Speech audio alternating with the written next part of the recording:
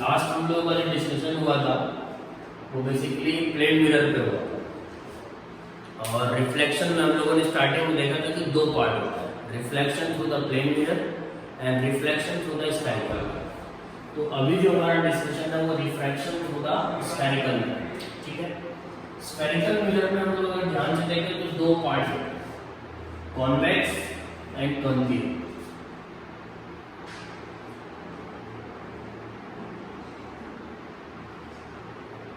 And second part होता है concave.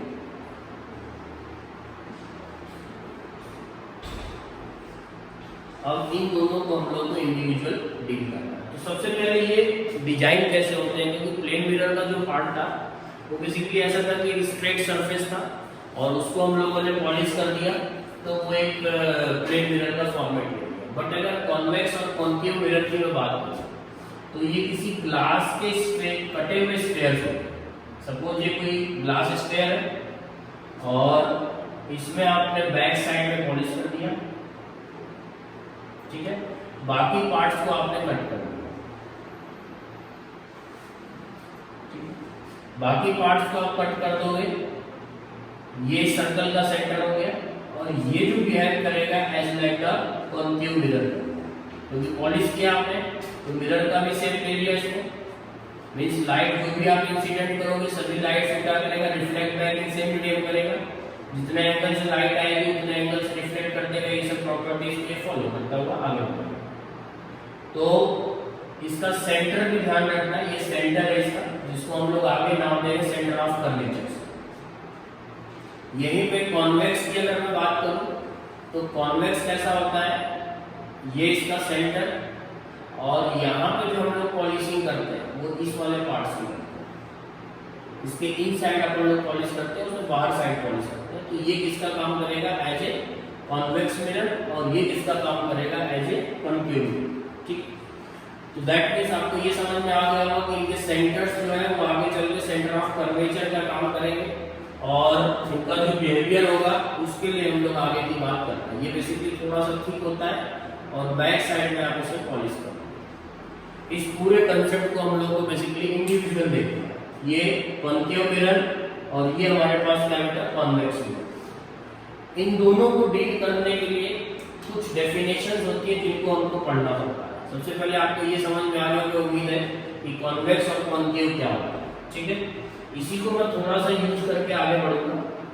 Suppose ये हमारे पास एक कॉन्केव मिरर है और मिरर का जो सेंटर पार्ट होता है, मींस मिरर का जो हाफ पार्ट होता है उसको हम लोग नाम देते हैं पोल, सही। एक लाइन हम लोग पास करा रहे हैं जो लाइन सेंटर ऑफ कर्वेचर और पोल को मिलाते हुए आगे बढ़ रही है। एक पर्टिकुलर लाइन है या एक्सिस आप बोल सकते हो जो सेंटर ऑफ कर्वेचर और पोल को पास करते हुए आगे की तरफ बढ़ रही है। इस लाइन को हम लोग नाम देते हैं प्रिंसिपल एक्सिस। मींस डेफिनेशन क्या लिखोगे प्रिंसिपल एक्सिस की बेटा, a line which is passing throughout the center of curvature and pole of the mirror is known as the principal axis, ठीक है। इसमें कुछ डेफिनेशन आपको अलग से भी देखनी पड़ेगी। पहली डेफिनेशन आप प्रिंसिपल एक्सिस की देख सकते हो। एक पोल की डेफिनेशन, पोल बेसिकली क्या होता है, that is the central part of the mirror. Third definition centre of curvature, centre of curvature that is the centre of sphere of glass, that is the centre of sphere of the glass, इसको हम लोग नाम देते हैं। इसके अलावा हमारे पास एक तो पैरेक्सियल रेज होती है। पैरेक्सियल रेज एक ऐसी रेज होती है जो कि इस प्रिंसिपल एक्सिस से के या तो पैरेलल होनी चाहिए या फिर makes in small angle with the principal axis. That means कि पैरेक्सियल रेज को अगर मुझे डिफाइन करना है तो मुझे ये बोलना पड़ेगा कि paraxial rays makes an small angle with the principal axis or it's parallel to the principal axis. That types of rays is known as the paraxial rays, ठीक है। तो चार डेफिनेशन टोटल हो गई। एक तो पोल क्या होता है, centre of curvature, principal axis क्या होगी, line passing through out the centre of curvature and pole is known as the principal axis. What is the paraxial rays? Paraxial rays are parallel to the principal axis or it makes a small angle with the principal axis, that is known as the paraxial rays. इसके अलावा एक part होता है focus. Focus की अगर बात करें तो फोकस को डिफाइन करने के लिए हमारे पास वर्ड क्या होता है, जब भी आप कोई पैरेलल रेज इसके ऊपर इंसिडेंट करोगे, वो चाहे कॉन्वेक्स मिरर हो चाहे कॉन्केव मिरर हो, जब भी कोई पैरेलल रेज आप इंसिडेंट करोगे तो वो सभी रेज को एक पर्टिकुलर पॉइंट पे कन्वर्ज करता है। उस पॉइंट को हम लोग नाम देते हैं फोकस। क्या नाम देते हैं भाई?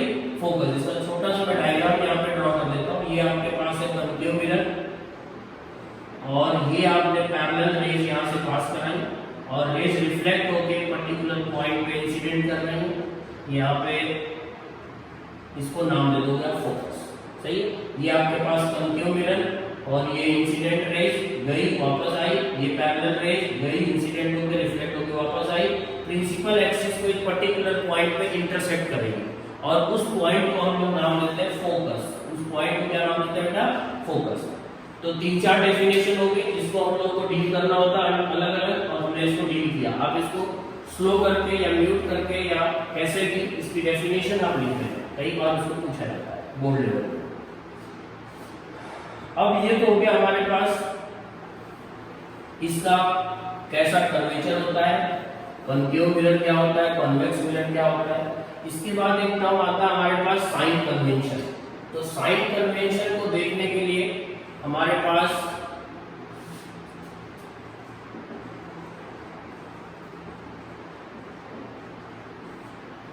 कोऑर्डिनेट ज्योमेट्री आपने जो 10th लेवल पे या 9th लेवल पे पढ़ी होगी, उसी कोऑर्डिनेट ज्योमेट्री का हम लोग यूज करते हैं। ये हो गया हमारे पास 0,0।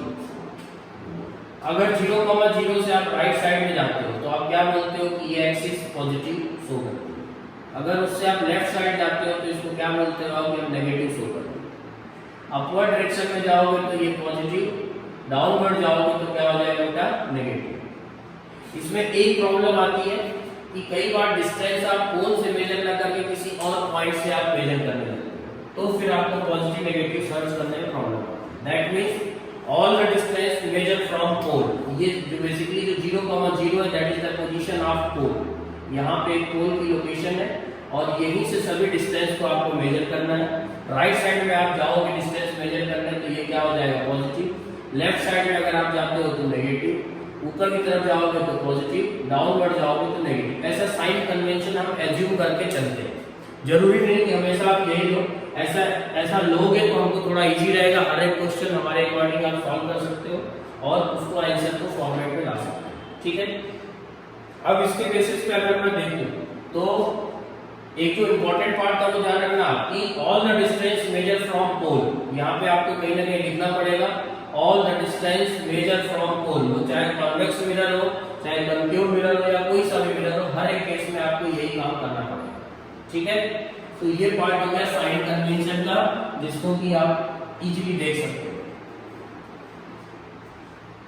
अब इसको रिमूव करके अगर हम लोग आगे बढ़े तो पहला पार्ट मैं लूंगा दोनों मिरर्स को और उनको हम लोग यूज करेंगे कि भाई साइन कन्वेंशन इनके लिए हम लोग क्या लिख सकते हैं। सपोज ये आपके पास कॉन्केव मिरर, मैंने यहाँ पे कोई ऑब्जेक्ट रखा, ये सेंटर ऑफ कर्वेचर, ये फोकस, ये पोल,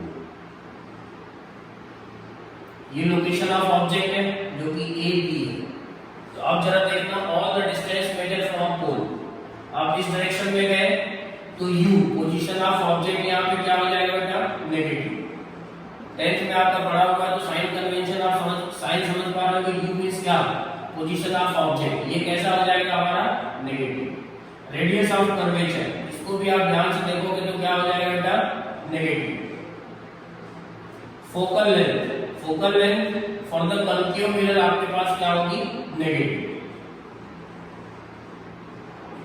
और यही पे अगर मैं कॉन्वेक्स मिरर का फॉर्मेशन करता हूं, सपोज ये आपके पास कोई कॉन्वेक्स मिरर है, ऑब्जेक्ट आपने फ्रंट में रखा, ए बी, ये पोल हो गया, ये हो गया फोकस, ये हो गया सेंटर ऑफ कर्वेचर। तो यू आपके पास क्या होगा? नेगेटिव। फोकल लेंथ की अगर आप बात करोगे तो क्या हो जाएगा? पॉजिटिव। सेंटर ऑफ कर्वेचर की बात करोगे तो क्या हो जाएगा बेटा? पॉजिटिव। मेरी बात समझ में आ रही होगी शायद आपको। अब इसमें अगर हाइट की बात करो, हाइट ऑफ ऑब्जेक्ट अगर आप देखोगे तो ये भी क्या होगा बेटा? पॉजिटिव।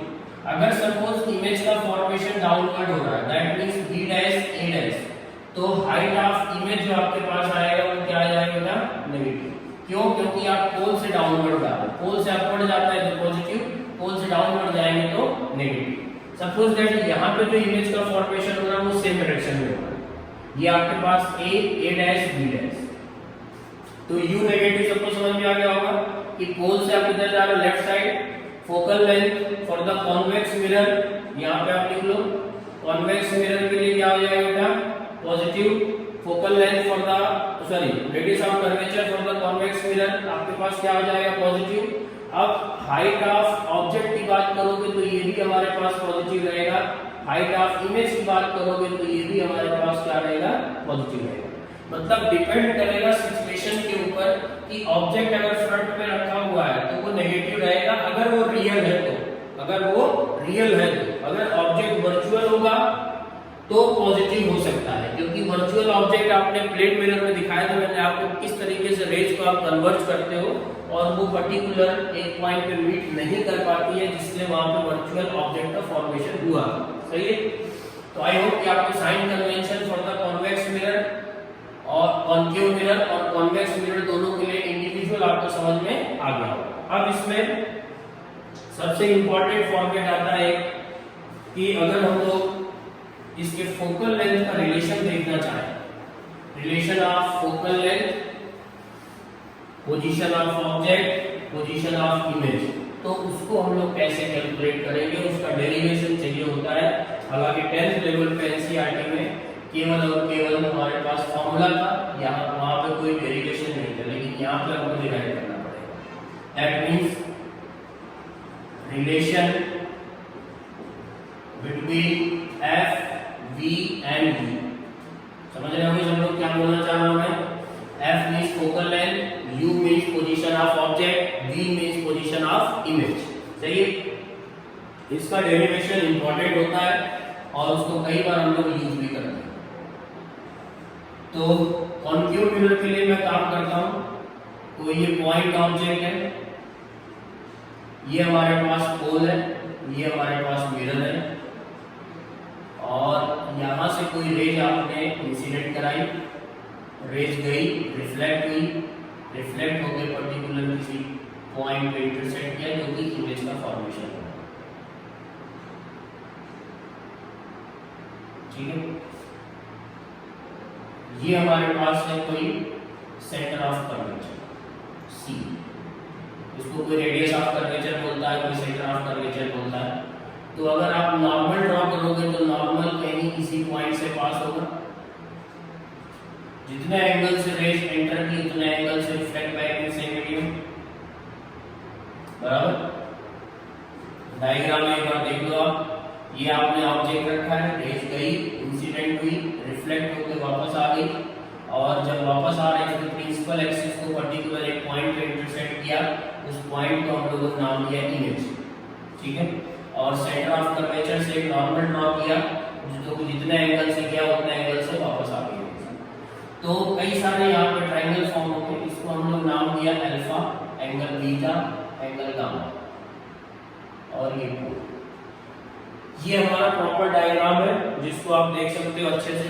सबसे पहले हम लोगों ने क्या यूज किया है, कॉन्वेक्स कॉन्केव मिरर, जिसमें कि पॉइंट ऑब्जेक्ट प्लेस किया गया है, और पॉइंट ऑब्जेक्ट जो है वो एक पर्टिकुलर पॉइंट पे इंसिडेंट कर रहा है, इंसिडेंट करने के बाद रिफ्लेक्ट हुई रेज, ये जो रेज गई वो अल्फा एंगल फॉर्म किया, ये रेज बीटा एंगल, और ये रेज गामा एंगल। इसमें एक चीज आपको ध्यान रखना पड़ेगा, all the rays are paraxial, all the rays are paraxial, जितनी भी रेज है। पैरेक्सियल की डेफिनेशन मैंने आपको पहले बता दिया था कि पैरेक्सियल मींस क्या होता है, rays makes parallel to the principal axis और it's makes small angle with the principal axis. दो में से कोई भी काम होना चाहिए, पैरेलल है बहुत अच्छी बात है, नहीं है तो alpha beta gamma are very small angle, so that rays are known as the paraxial rays. बराबर। अब जो यहाँ पे ट्रायंगल्स फॉर्म हो रहे हैं उनको हमको देखना है। अगर ये पैरेक्सियल रेज है, दैट मींस आप ये बोल सकते हो कि Pn की जो लोकेशन है बहुत छोटी होगी। अगर ये Pn की लोकेशन बहुत छोटी होगी, बहुत स्मॉल पॉइंट पे इंटरसेक्ट कर रहा होगा, तो इसको हम लोग अप्रॉक्स स्ट्रेट लाइन ले सकते हैं। अगर इसको अप्रॉक्स स्ट्रेट लाइन लोगे तो ट्रायंगल्स देखो बहुत सारे हमारे पास फॉर्म हो। ट्रायंगल क्या क्या फॉर्म हो रहा है?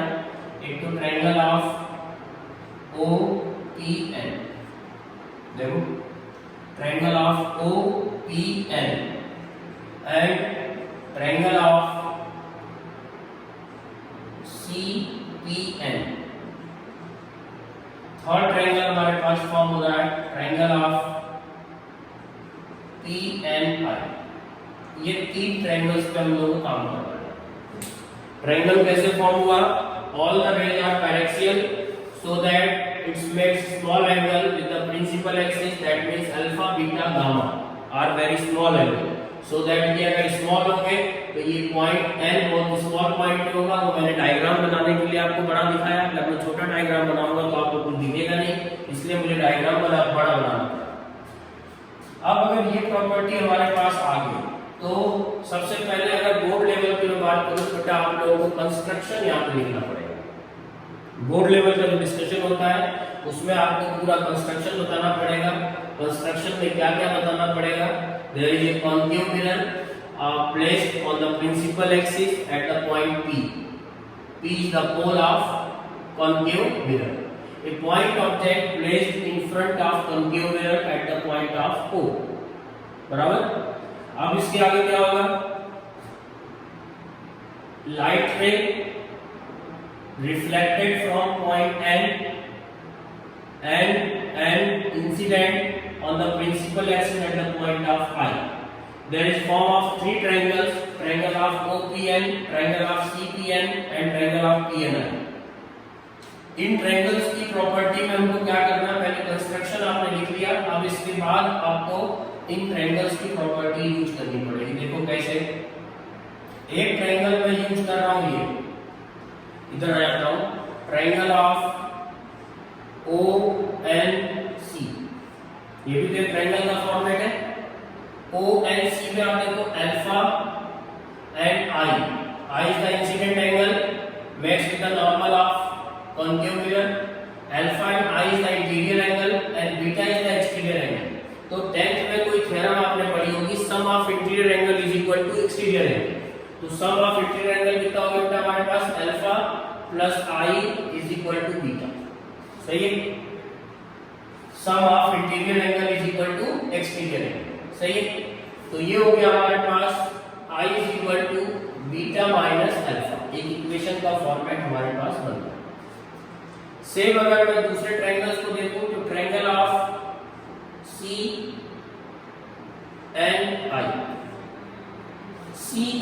में आप जाओगे तो बीटा R इसके इंटीरियर एंगल होंगे, गामा जो होगा एक्सटीरियर एंगल। सेम प्रॉपर्टी लगाओ, sum of interior angle is equal to exterior angle, तो beta plus R is equal to gamma. तो यहां पे आप देखोगे तो R इज इक्वल टू कितना हो गया बेटा? यहाँ पे R में निकाल के बीटा निकालेंगे, इससे यहाँ वैल्यू हम लोग प्लेस करते हैं। तो beta is equal to gamma minus R। देखो सही है? ये इक्वेशन 2 फॉर्म्स। ये I की value beta minus alpha, beta is equal to gamma minus R। इनको हम लोग रिप्लेस कर सकते हैं, दैट मींस सॉल्व कर सकते हैं। क्या अगर इसको हम लोग सॉल्व करेंगे तो हमारे पास क्या वैल्यू जाएगी बेटा? वैल्यू ऑफ बीटा यहां पे लिख देता हूं,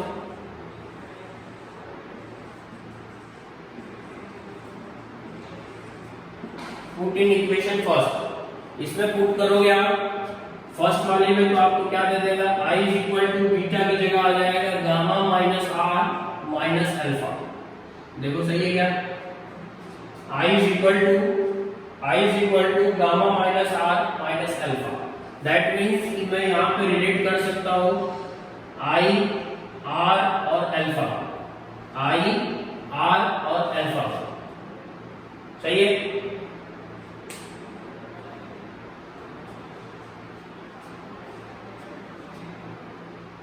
यहाँ पे इसको मैं रिमूव कर दे रहा हूँ।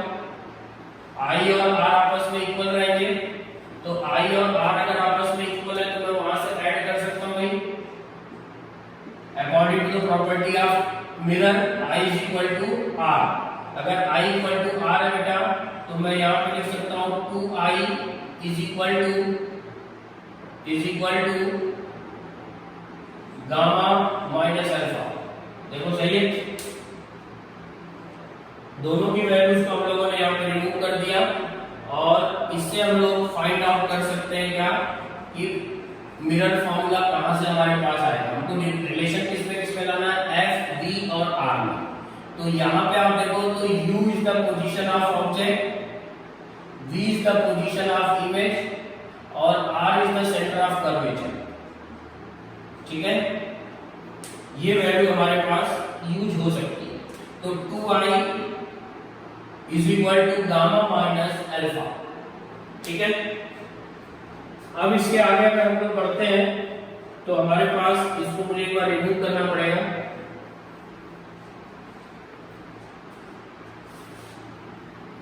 इस पूरी इक्वेशन को हम लोग ऐसे i और r के फॉर्म में भी रिमूव कर सकते हैं, बीटा के फॉर्म में भी लिख सकते हैं कि नहीं।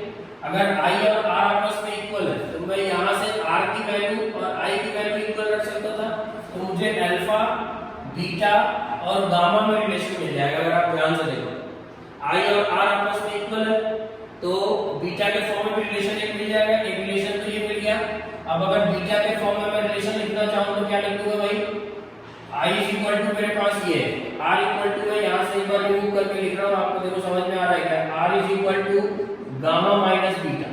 ये भी तो इसकी इक्वेशन फॉर्म होगी और ये दोनों आपस में इक्वल होंगे क्या, i और r आपस में इक्वल है तो यहाँ पे भी वैल्यू आप प्लेस कर सकते हो। तो एक रिलेशन देखो आपके पास जो आएगा वो क्या आ जाएगा भाई,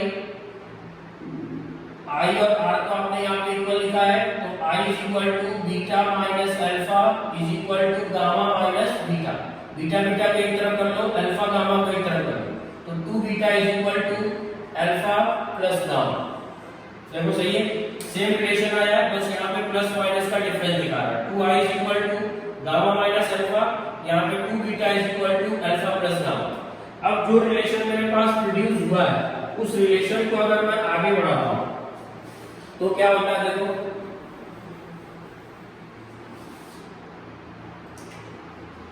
अब alpha, beta and gamma are very small angle.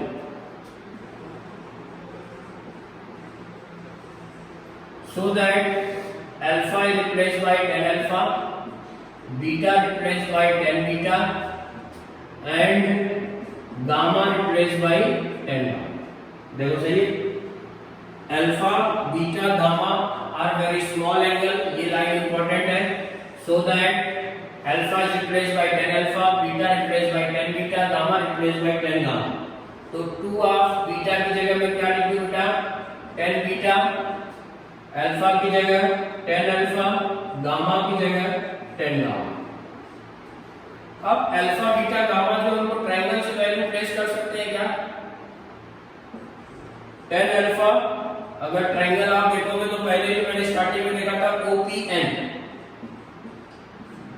OPN में अगर आप जाओगे तो PN divided by OP।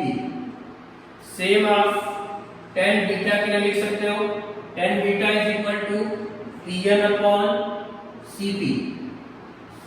tan of gamma is equal to आपके पास हो जाएगा Pn अपॉन Pi। देखो सही है, अब इन सब की वैल्यू आप यहाँ पे प्लेस कर दो तो 2 tan beta is equal to Pn upon Cp is equal to tan alpha. tan alpha is equal to Pn upon OP plus tan gamma is equal to Pn upon IP। Pn देखो पूरे में से cancel out हो जाएगा, Pn की value cancel out हो जाएगी। अगर Pn कैंसिल आउट हो जाएगा तो बचेगा क्या, वो भी देख लो, कॉमन लेके कैंसिल कर लोगे। 2 of Cp is equal to 1 of OP 1 upon IP। ठीक है, अब इसको मैं रिमूव कर रहा हूं, i और r के साथ रिलेशन भी दिखा और बीटा अल्फा गामा के साथ रिलेशन दिखा। अब Cp को क्या लिख सकते हैं हम, Cp position of centre of curvature with negative sign value डालोगे, विद साइन कन्वेंशन सॉरी।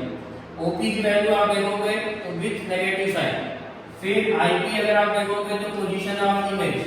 इन सब की वैल्यू मैं यहां पे लिख दूं 2 upon r is equal to 1 upon minus of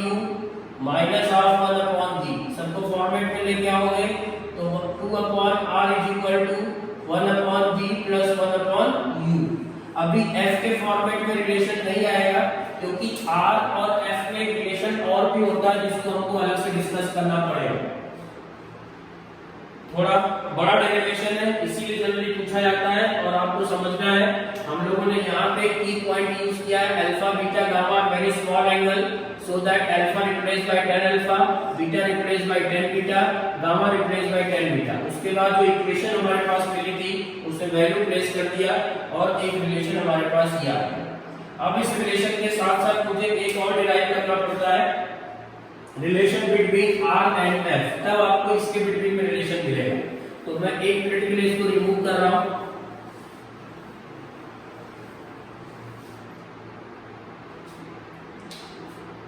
हमारे पास जो आगे पार्ट होगा relation between R and F, R and F। एक बार देख लो एक मिनट के लिए।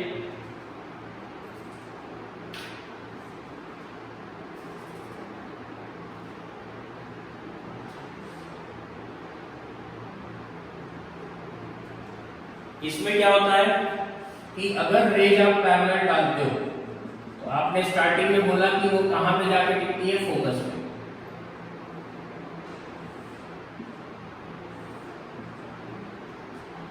U is equal to infinity, ठीक है। ये रेज जाके किस पॉइंट पे इंटरसेक्ट करेगी बेटा, इसके फोकस पे। अगर ये इसके फोकस पे इंटरसेक्ट करेंगे तो मैं इस फॉर्मूले को यूज करना चाह रहा हूं। देखो क्या होता है, u इज इक्वल टू आपके पास इंफिनिटी, v आपने बोल दिया minus f, radius of curvature concave है तो माइनस ऑफ r। एक चीज ध्यान रखना, हम लोगों ने यहाँ पे साइन कन्वेंशन डाला है, इसलिए डाला है कि इसका रिलेशन मैं किसी भी केस में यूज करूं, वो कॉन्केव हो या कॉन्वेक्स हो, उससे फर्क नहीं पड़ेगा। अगर यहाँ पे साइन कन्वेंशन आप नहीं डालोगे तो आगे जाके केवल एक केस के लिए फॉर्मूला वैलिड होगा। ऑल केसेस के लिए वैलिड कराना है तो पहले साइन कन्वेंशन डाल दो, जिससे कि नया क्वेश्चन आएगा तो फिर से हम लोग साइन कन्वेंशन डाल के उसको यूज कर पाएंगे। इस फॉर्मूले को 2 upon minus r is equal to 1 upon v की जगह माइनस 1 अपॉन f और ये हो गया इंफिनिटी। तो यहाँ पे अगर आप ध्यान से देखो तो 1 upon f is equal to 2 by r, that means f is equal to क्या हो जाएगा भाई, r by 2। अब यहाँ पे देखो रिप्लेस कर सकता हूं मैं, ये भी एक काम का डेरिवेशन है। 2 मार्क्स में सीबीएसई का फेवरेट क्वेश्चन है, सीबीएसई बोर्ड का 2 मार्क्स का फेवरेट क्वेश्चन है। ये डेरिवेशन करने को दे देगा, derive the relation between f and r, सही है। अब अगर इस फॉर्मूले को मैं रिप्लेस करता हूं तो मेरे पास आ गया 1 upon f is equal to 1 upon v plus 1 upon u। अब जो भी क्वेश्चन आप यूज करोगे हमेशा साइन कन्वेंशन के साथ ही आप यूज करोगे, साइन कन्वेंशन के बगैर आप इसको यूज नहीं कर सकते हो। चाहे वो कॉन्केव का केस हो चाहे कॉन्वेक्स का केस हो, किसी भी तरीके से आप यूज करना चाहोगे तो आपको साइन कन्वेंशन तो लगेगा ही लगेगा, ठीक है। तो एक साथ हमने 2 डेरिवेशन यहाँ पे सॉल्व कर लिए। दोनों डेरिवेशन को आपको देखना आना चाहिए कि किस तरीके से हम लोग इसको सॉल्व किए हैं और इसका कंसेप्ट जो लिखना होता है वो भी बेसिकली अपने को पता होना चाहिए, ठीक है। अब पूरा रिमूव कर दो तो ये डेरिवेशन हम लोगों ने किया किसके किसके बिटवीन में, 1 upon f is equal to 1 upon v plus 1 upon u, जिसको हम लोग नाम से जानते हैं मिलर फॉर्मूला, और एक relation between f and r, relation between f and r। इसी में एक डेरिवेशन और होता है जिसमें कि हम लोग मैग्निफिकेशन की बात करते हैं। इसका फॉर्मूला हम लोग देख लेते हैं, जिसको बोलते हैं लीनियर मैग्निफिकेशन। लीनियर मैग्निफिकेशन की अगर आप बात करते हो तो m is equal to minus of v upon u is equal to height of image upon height of object. इसका डेरिवेशन भी होता है बट इसकी जरूरत ज्यादा नहीं, जहां आएगी जरूर बता दूंगा। यहाँ पे hi आप समझ रहे होगे height of image, h not height of object, v और u आप समझ रहे हो position of image position of object. तो ये तो बात हो गई लीनियर मैग्निफिकेशन। लेकिन इसी में केस एक होता है लैटरल मैग्निफिकेशन, जिसको हम लोग कैपिटल M से रिप्रेजेंट करते हैं। तो अब पॉइंट की बात ये आती है कि दोनों में डिफरेंस किस बात का है, लीनियर और लैटरल में। तो लीनियर लैटरल में डिफरेंस बेटा इस बात का है कि अगर हम लोग बात करते हैं कि object placed perpendicular to the principal axis, means इस वाले केस में जो ऑब्जेक्ट हमारा प्लेस किया जाता है वो ऑलवेज प्रिंसिपल एक्सिस के परपेंडिकुलर होता है, तो उसमें हम लोग लीनियर मैग्नीफिकेशन की बात करते हैं। लेकिन अगर object perpendicular to the principal axis ना रख के मैंने ऑब्जेक्ट को along to the principal axis रख दिया, तो फिर आप क्या करोगे? ऑब्जेक्ट की जो पोजीशन है वो along to the principal axis, ये इसका ए पॉइंट है, ये बी पॉइंट है, ये फोकल लेंथ इसकी दे रखी है। अब इस केस में आपसे पोजीशन ऑफ इमेज पूछेगा, साइज ऑफ इमेज पूछेगा, तो उसमें आप अगर लैटरल लीनियर मैग्नीफिकेशन अप्लाई करते हो तो कोई मतलब नहीं है, क्योंकि ये प्रिंसिपल एक्सिस के परपेंडिकुलर इसको अपन लोगों ने प्लेस नहीं किया। अगर प्रिंसिपल एक्सिस के अलावा रखा गया है तो इसका मतलब इसमें चीजें हमारे पास चेंज होके आती हैं।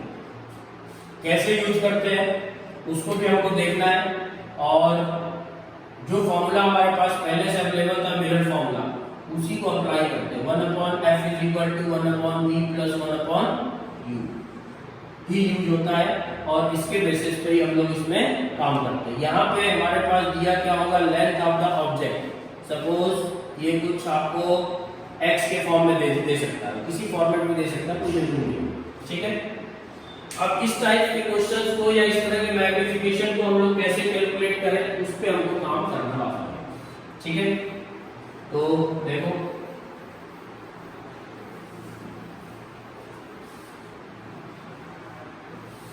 दैट मीन्स हमारा काम है लैटरल मैग्नीफिकेशन को डील करना।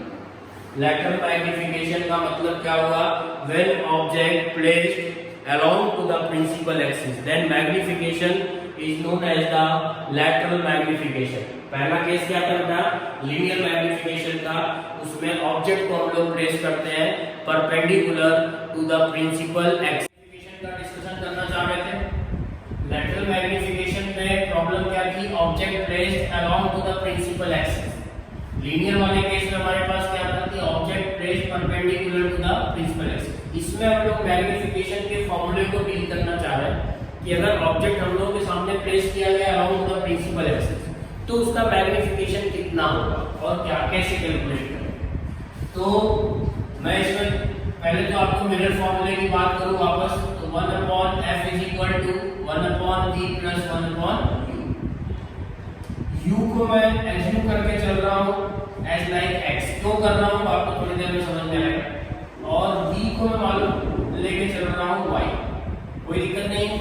u replace by x, v replace by y, और f हमारे पास ऐसे चीज मींस मिरर फॉर्मूले का एक नया रूप आ गया हमारे पास 1/y + 1/x, सही।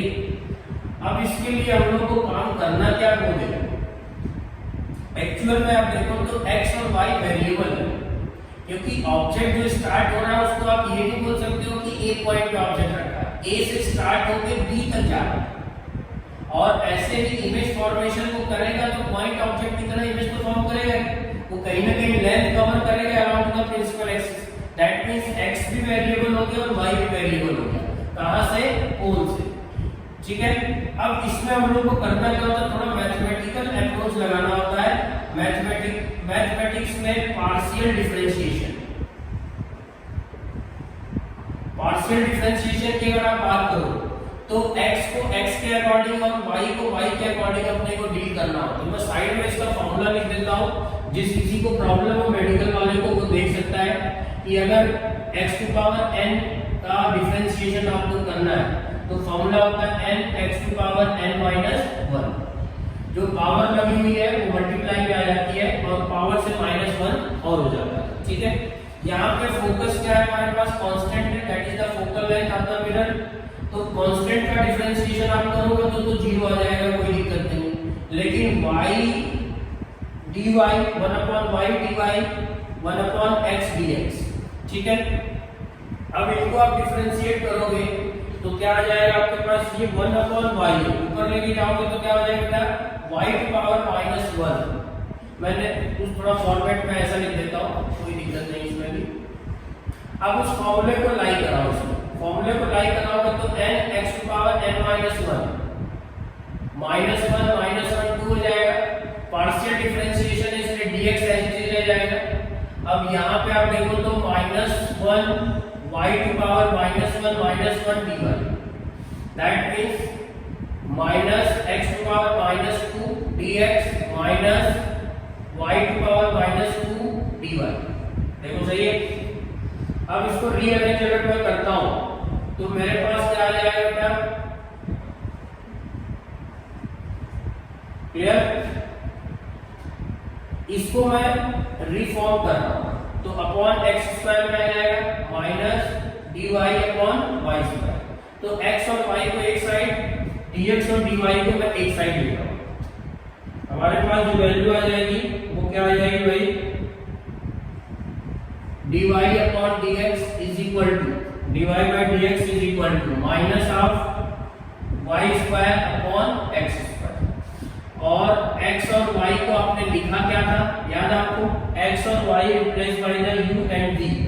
तो यहाँ पे मैं बोल सकता हूँ कि ये माइनस ऑफ v स्क्वायर और माइनस ऑफ u स्क्वायर का फॉर्मेट है। That means dy by dx is equal to v upon u का होल स्क्वायर। अब जरा इस पे आप एक पॉइंट पे रुक जाओ। पहले हम लोगों ने लीनियर मैग्नीफिकेशन की बात की थी, तो लीनियर मैग्नीफिकेशन हमारे पास क्या था बेटा, minus of v upon u।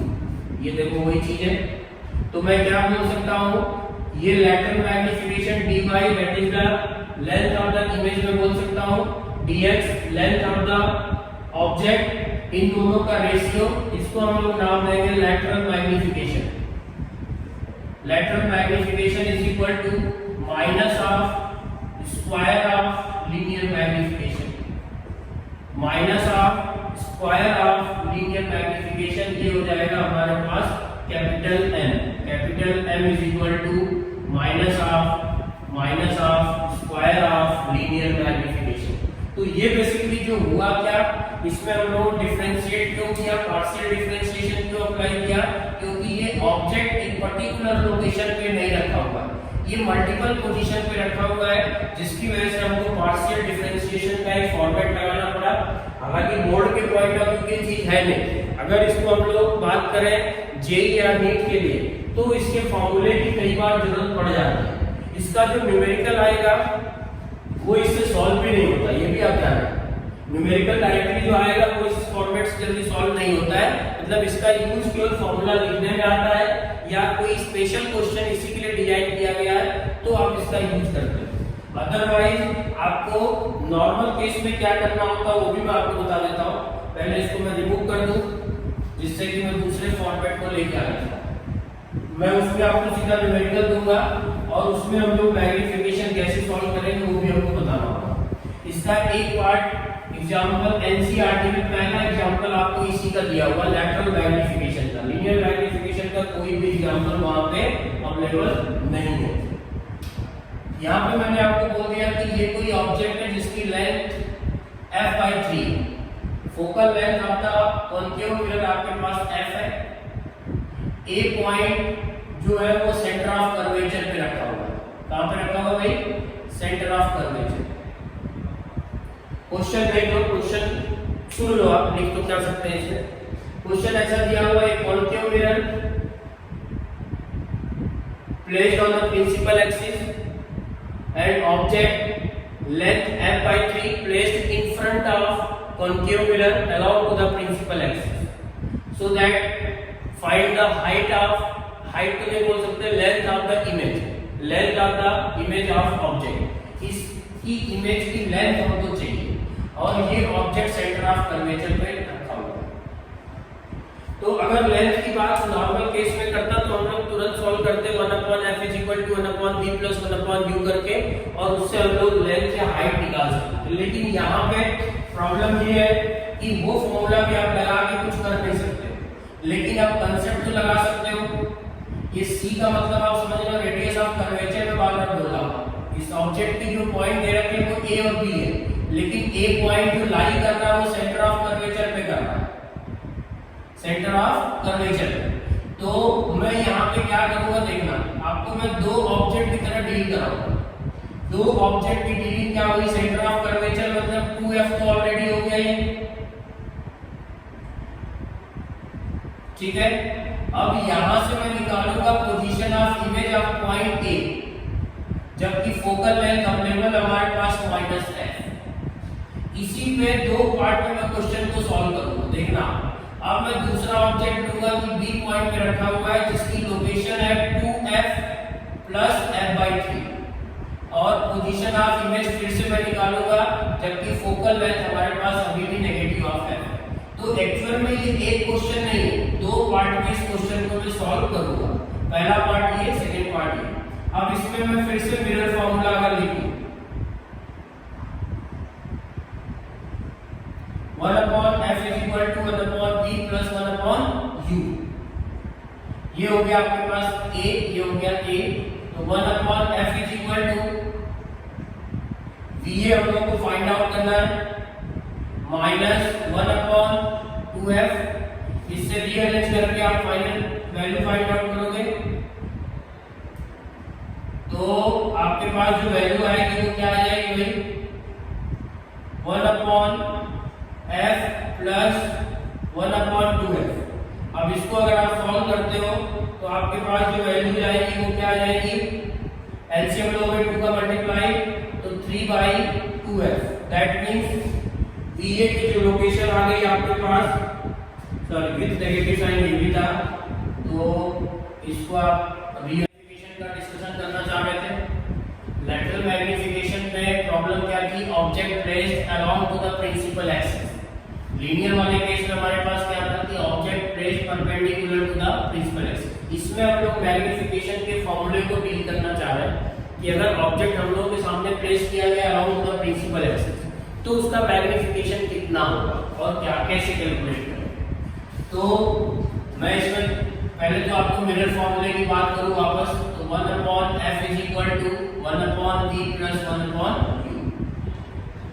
u को मैं एज्यूम करके चल रहा हूं एज लाइक x, क्यों कर रहा हूं आपको थोड़ी देर में समझ में आएगा। और v को मैं मालूम लेके चल रहा हूं y, कोई दिक्कत नहीं।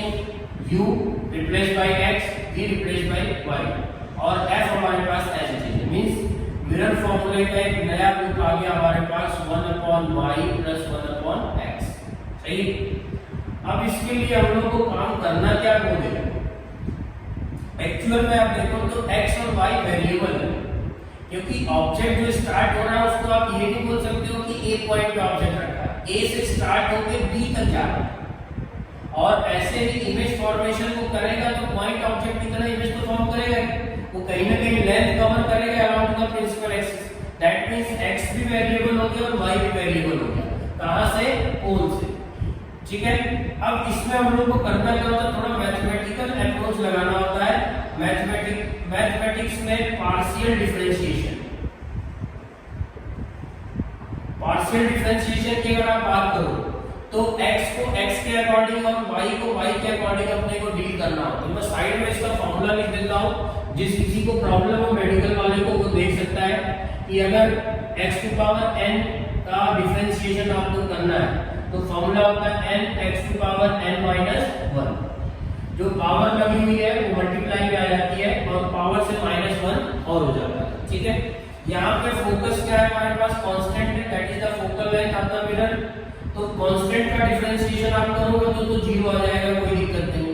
लेकिन y dy 1/y dy 1/x dx, ठीक है। अब इनको आप डिफरेंशिएट करोगे तो क्या आ जाएगा आपके पास, ये 1/y ऊपर लेके जाओगे तो क्या हो जाएगा, y⁻⁻1। मैंने कुछ थोड़ा फॉर्मेट में ऐसा लिख देता हूँ, कोई दिक्कत नहीं इसमें भी। अब उस फॉर्मूले को लाई कराओ, इसमें फॉर्मूले को लाई कराओगे तो n(x⁻n - 1) -1 2 हो जाएगा। पार्शियल डिफरेंशिएशन है इसलिए dx ऐसे रह जाएगा। अब यहाँ पे आप देखो तो -1 y⁻⁻1 dy, that means -x⁻−2 dx y⁻−2 dy। देखो सही है। अब इसको रीअरेंज अगर मैं करता हूं तो मेरे पास क्या आ जाएगा बेटा, क्लियर। इसको मैं रिफॉर्म कर रहा हूं, तो अपॉन एक्स स्क्वायर में आ जाएगा minus dy upon y square. तो x और y को एक साइड, dx और dy को मैं एक साइड ले रहा हूं। हमारे पास जो वैल्यू आ जाएगी वो क्या आ जाएगी भाई, dy upon dx is equal to dy by dx is equal to minus of y square upon x square. और x और y को आपने लिखा क्या था, याद आपको, x और y replace by the u and v। तो यहाँ पे मैं बोल सकता हूँ कि ये माइनस ऑफ v स्क्वायर और माइनस ऑफ u स्क्वायर का फॉर्मेट है। That means dy by dx is equal to v upon u का होल स्क्वायर। अब जरा इस पे आप एक पॉइंट पे रुक जाओ। पहले हम लोगों ने लीनियर मैग्नीफिकेशन की बात की थी, तो लीनियर मैग्नीफिकेशन हमारे पास क्या था बेटा, minus of v upon u। ये देखो वही चीज है। तो मैं क्या बोल सकता हूँ, ये lateral magnification dy that is the length of the image में बोल सकता हूँ, dx length of the object, इन दोनों का रेशियो, इसको हम लोग नाम देंगे lateral magnification. Lateral magnification is equal to minus of square of linear magnification, minus of square of linear magnification. ये हो जाएगा हमारे पास capital M is equal to minus of square of linear magnification. तो ये बेसिकली जो हुआ क्या, इसमें हम लोग डिफरेंशिएट क्यों किया, पार्शियल डिफरेंशिएशन क्यों अप्लाई किया, क्योंकि ये ऑब्जेक्ट एक पर्टिकुलर लोकेशन पे नहीं रखा हुआ, ये मल्टीपल पोजीशन पे रखा हुआ है, जिसकी वजह से हमको पार्शियल डिफरेंशिएशन का एक फॉर्मेट लगाना पड़ा। हालांकि बोर्ड के पॉइंट ऑफ व्यू की चीज है नहीं, अगर इसको हम लोग बात करें जेई या नीट के लिए तो इसके फॉर्मूले की कई बार जरूरत पड़ जाती है। इसका जो न्यूमेरिकल आएगा वो इससे सॉल्व भी नहीं होता, ये भी आप जान रहे हैं। न्यूमेरिकल डायरेक्टली जो आएगा वो इस फॉर्मेट से जल्दी सॉल्व नहीं होता है, मतलब इसका यूज केवल फॉर्मूला लिखने में आता है या कोई स्पेशल क्वेश्चन इसी के लिए डिजाइन किया गया है तो आप इसका यूज करते हैं। अदरवाइज आपको नॉर्मल केस में क्या करना होता है वो भी मैं आपको बता देता हूँ। पहले इसको मैं रिमूव कर दूं जिससे कि मैं दूसरे फॉर्मेट को लेके आ जाऊं। मैं उसमें आपको सीधा न्यूमेरिकल दूंगा और उसमें हम लोग मैग्नीफिकेशन कैसे सॉल्व करेंगे वो भी हमको बताना होगा। इसका एक पार्ट एग्जांपल एनसीईआरटी में पहला एग्जांपल आपको इसी का दिया हुआ लैटरल मैग्नीफिकेशन का। लीनियर मैग्नीफिकेशन का कोई भी एग्जांपल वहां पे अवेलेबल नहीं है। यहाँ पे मैंने आपको बोल दिया कि ये कोई ऑब्जेक्ट है जिसकी length f/3, focal length of the concave mirror आपके पास f है। ए पॉइंट जो है वो सेंटर ऑफ कर्वेचर पे रखा हुआ है। कहां पे रखा हुआ है भाई? Centre of curvature. क्वेश्चन देख लो, क्वेश्चन सुन लो, आप लिख तो कर सकते हैं इसमें। क्वेश्चन ऐसा दिया हुआ है, concave mirror placed on the principal axis and object length f/3 placed in front of concave mirror along to the principal axis, so that find the height तो नहीं बोल सकते, length of the image of object। इसकी image की length हमको चाहिए और ये ऑब्जेक्ट सेंटर ऑफ कर्वेचर पे रखा हुआ है।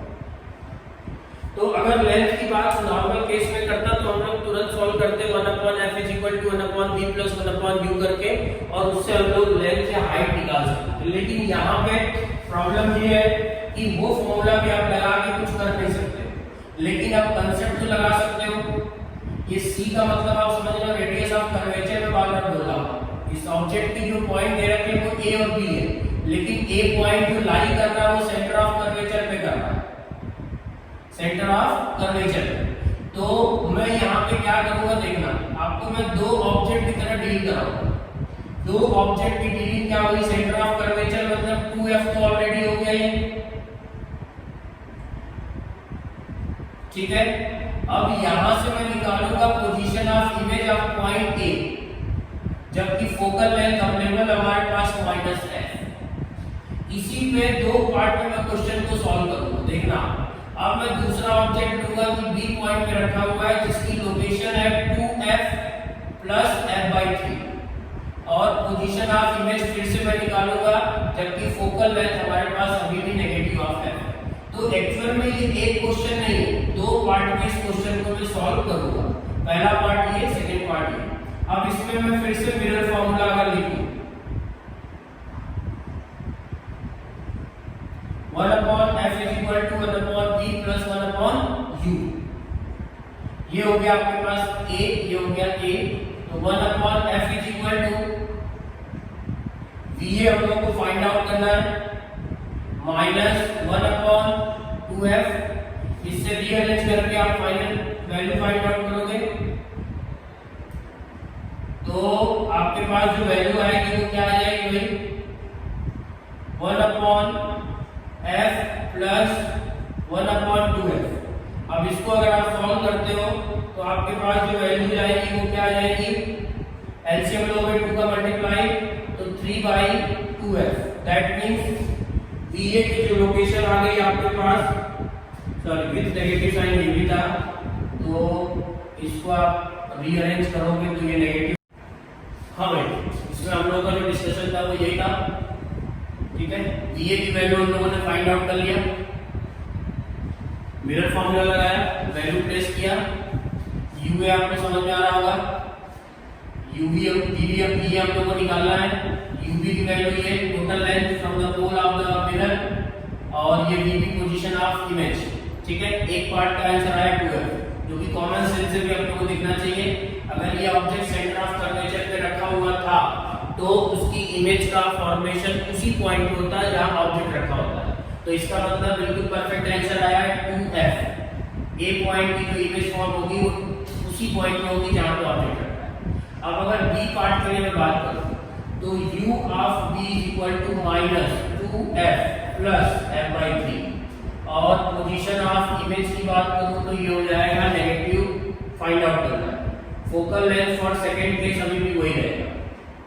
फिर से आपने मिरर फॉर्मूला लगाया और 1/f = 1/b + 1/, ये अब वैल्यू प्लेस करोगे तो -1/f =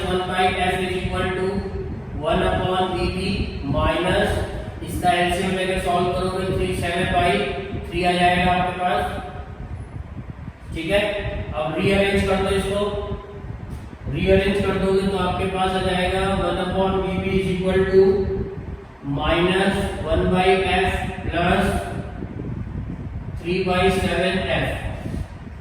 1/bb = अब इनका एलसीएम आप लोगे तो 7f, ऊपर आप देखोगे तो -7 + 3, that means 1/bb = 4/7 of f, that means bb = -7/4f, that means approx इसकी जो वैल्यू आएगी वो आपके पास आ जाएगी -0.25f, जिसको आप इन शॉर्ट बोल सकते हो f/4। अब हम लोग को फाइंड आउट क्या करना बेटा, length of the image.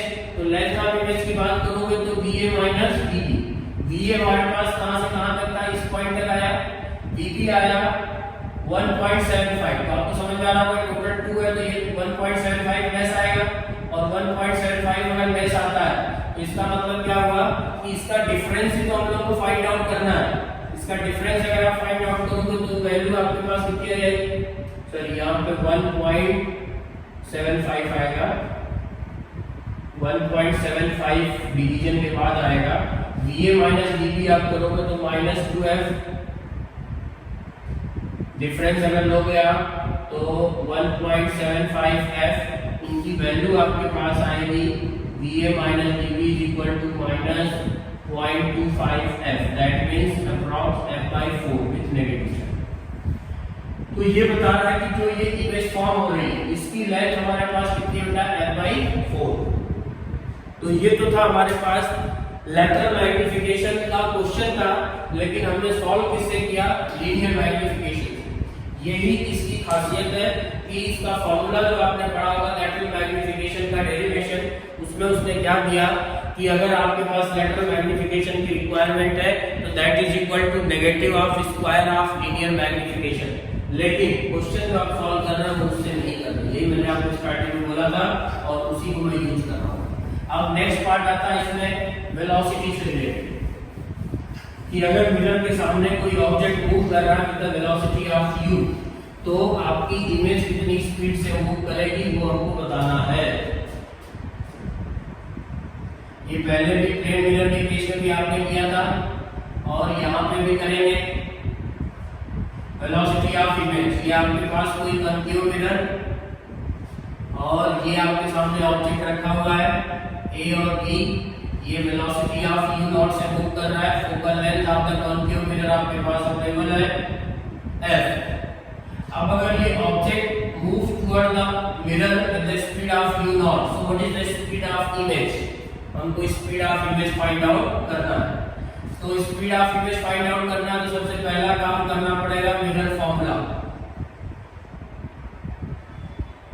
Mirror फॉर्मूले पे अगर आप काम करते हो तो मिरर फॉर्मूला तो एक ही चीज बताता है 1/f = 1/v + 1/u। लेकिन अभी भी आप देखो, मैंने आपको समझ में आना चाहिए मैंने क्यों चेंज किया था। यहाँ पे भी u है, यहाँ पे भी u है। ये स्पीड ऑफ ऑब्जेक्ट है और ये u किसको रिप्रेजेंट कर रहा है? Position of object. इसलिए मैंने पहले ही आपको x और u का डिफरेंस ले लिया था। यहाँ पे भी मैं क्या लूंगा? x। पोजीशन ऑफ ऑब्जेक्ट लूंगा x और पोजीशन ऑफ इमेज लूंगा मैं y। तो इसी फॉर्मूले में u is replaced by x and v is replaced by y। अब 1/f is equal to 1/x + 1/y। अभी भी इसको मैं डिफरेंशिएट करूंगा विद रिस्पेक्ट टू टाइम। क्यों करूंगा आपको समझ में आ रहा है? मैं इसलिए इसको डिफरेंशिएट करूंगा क्योंकि टाइम के अकॉर्डिंग पोजीशन अपनी कंटीन्यूअसली चेंज करता है। जैसे जैसे ऑब्जेक्ट मूव करेगा टुवर्ड्स द मिरर, उसकी पोजीशन चेंज होगी। पोजीशन चेंज होगी मींस x चेंज होगा, अगर x चेंज होगा तो y भी चेंज होगा। इसलिए मैं इसको डिफरेंशिएट कर रहा हूं और फोकस यहां पे कांस्टेंट है तो इसका डिफरेंशिएशन फिर से 0 1/x dt 1/y dt। अभी भी देखो ये x a t, तो मैथमेटिक्स वाले अपने आप समझ जाएंगे।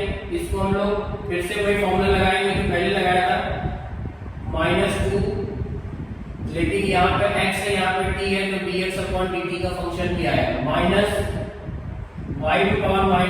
dy/dt।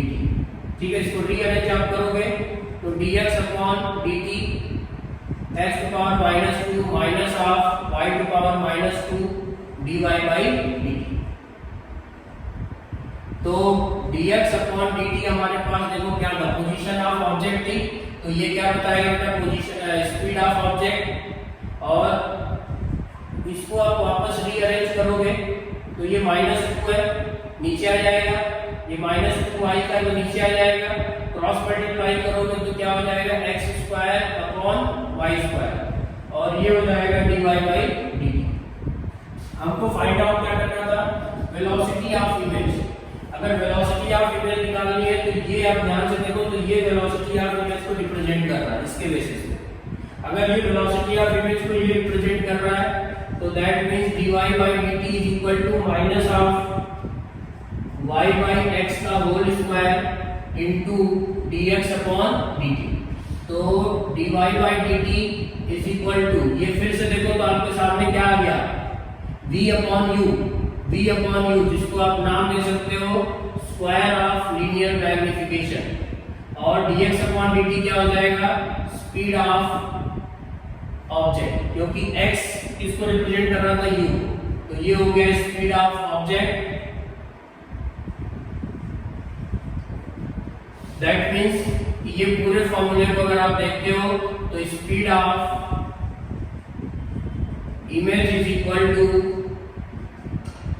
Square of linear magnification into speed of object.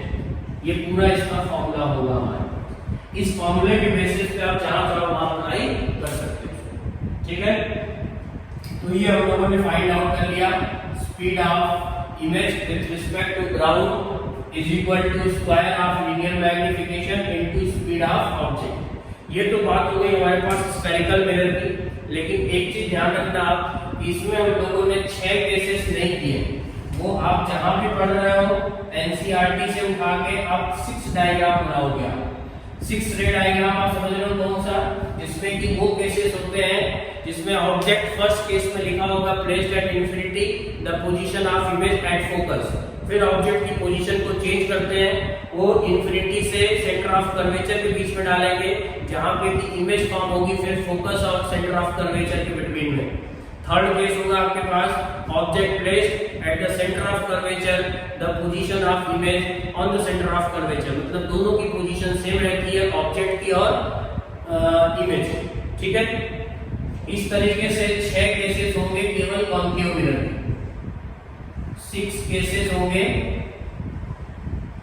Concave mirror के, और 2 केस होंगे इसमें कॉन्वेक्स के, 2 केसेस कॉन्वेक्स मिरर के। ये भी आप मान के चलो कि 2 मार्क्स के ये चीजें पूछी जाती है डायग्राम में। सीबीएसई के लिए ये जेई ऑब्लिक नीट, इन सब में इसका थ्योरेटिकल क्वेश्चन कई बार पूछा जाता है, इसलिए मैं बोल रहा हूँ इसमें आप 3-4 पार्ट में एनसीईआरटी से अच्छे से डायग्राम बना लेना और इसके केसेस को याद कर लेना, जिससे आपको मालूम चल जाए कि हाँ क्या क्या होता है। 6 केसेस में सबसे इंपॉर्टेंट होता है और लास्ट केस होता है, मैं अभी बता दूं आपको, जिसमें कि वर्चुअल इमेज का फॉर्मेशन करता है कौन, कॉन्केव मिरर। 5 केसेस में रियल इमेज फॉर्म करेगा, लेकिन एक केस ऐसा होगा जिसमें कि वो वर्चुअल इमेज का फॉर्मेशन करेगा। इसमें सभी इमेजेस कैसी होती है, वर्चुअल। इसका एक पार्ट और इसका लास्ट पार्ट, ये दोनों आपस में मैच करते हैं। आप देखना ध्यान से, बहुत माइन्यूट डिफरेंस होता है, दोनों की साइज में केवल डिफरेंस होता है, बाकी सब कुछ एज इट इज होता है। तो जरा इस पे भी फोकस करना।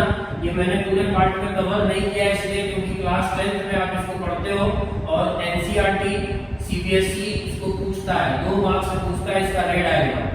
जेईई मेंस नीट भी पूछा जाता है, इसमें कई बार जेईई मेंस और नीट के क्वेश्चन भी पूछे गए, ठीक है।